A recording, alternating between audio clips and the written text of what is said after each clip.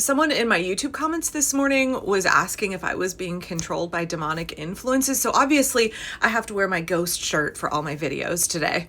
Wait, here it is. I want to be accurate here. Are you for the extermination of white people? Because if we don't reproduce much faster, we are going to go extinct. Are you and your family anti-natalist? Anti-natalism equals demonic. Anti-natalism, people want the extinction of the human species, which is Satan's plan. I could go off about the genius of a band whose entire premise is spoofing the Satanic Panic, but I really want to unpack this comment first. So let's be really clear here. Whiteness is a construct. It's a construct used to create an in-group and an out-group, to create an artificial hierarchy, a power dynamic in order to oppress people that do not belong to whatever the current definition of whiteness happens to be. There is no white species, so white people can't go extinct. Hope that helps. We're all the human race.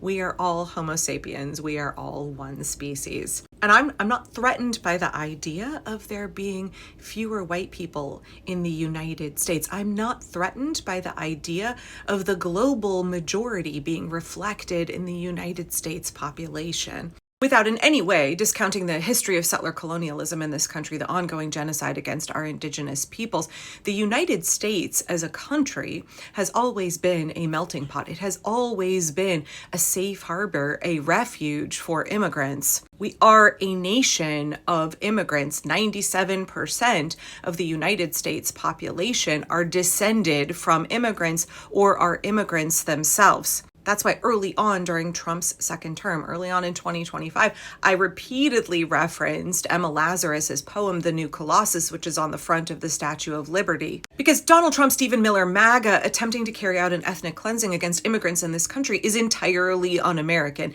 It is an anti-American sentiment. It is white Christian nationalism. It is white men who fear losing their power, and so they have whipped themselves up with this great replacement theory, which that commenter seems to be echoing at the beginning of their comment. This belief that white people need to hurry up and breed quicker because otherwise we're going to go extinct. That is a racist theory. It's not based in reality. Yeah, America's becoming less white. That's why Stephen Miller has now announced that he wants to, completely arbitrarily expel 3 million people every single year out of this country in a desperate attempt to try to counteract the fact that white people have less power and influence and are becoming a smaller percentage of the populace. It's also why you see pro-natalist propaganda pushed by Donald Trump and the regime. Okay, before I forget, let me get to the second part of what that commenter was saying. Right, I don't care that America is becoming majority non-white. I don't see non-white people as a threat. Only those who are desperate to hold on to an artificial hierarchy and their very thin grasp on power are freaking out about the fact that white people are becoming a smaller percentage of our population. But let's look at the second half. Are you and your family anti-natalist? Anti-natalism equals demonic. Just going to reference my Ghost shirt. Again, if you're not a fan of Ghost, I understand a lot of men who like metal don't like Ghost because a lot of women like them. But find me another Swedish band dressing up as demonic Pope figures and making just the most hilarious and musically talented spoofs on the Satanic Panic. I straight up love Ghost music. I think a lot of it is influenced by the fact that I grew up during the Satanic Panic. I had a youth pastor. I had friends' moms who were really freaked out over certain kinds of music. And I just love that Ghost is just ridiculing that period in our history, which again is kind of creeping up, as you can see from that commenter. Babes, I can't be an anti-natalist. I have 4 children. I have reproduced 4 times. I'm not an anti-natalist. And I have several videos on how anti-natalism tips very quickly into eugenics, just like pro-natalism does. That's why I did a live on the subject with my eldest daughter a couple of days ago, and I've posted it to my YouTube. When you're checking off the boxes to determine whether a certain form of oppression against a marginalized group qualifies as a genocide or not, one of those is controlling the reproduction of the oppressed population. Likewise, reproductive freedom is a basic human right according to the United Nations. I understand that the United States is not really particularly good at extending the full list of human rights to everybody, especially not children, but to everybody in this country, as obvious by the fact that our government is so hell-bent on controlling our reproduction and has been for a really long time. I don't just mean limiting access to reproductive health care. I mean a long history of forced sterilization of people who are not white, of people with disabilities, etc. People in poverty as well.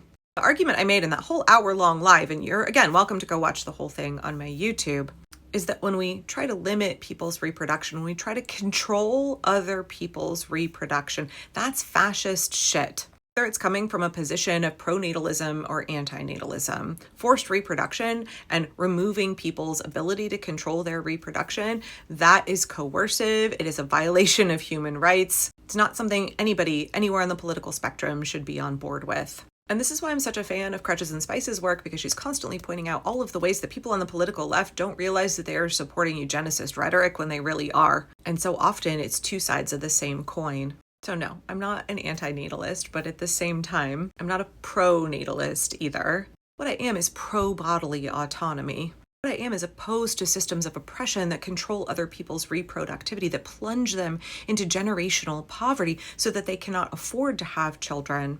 What I am is against people on the left poverty shaming people in poverty and saying that the problem is poor people reproducing when the problem is systemic. The problem is the super rich exploiting all of us, hoarding massive quantities of wealth so that it is impossible for people to have families when they want to.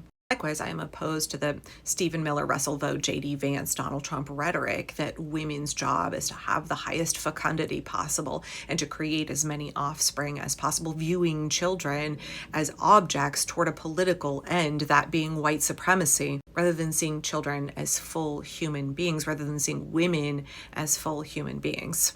I hope that cleared that up for you. And as much as I enjoy the song, I'm Satanized. I'm not actually.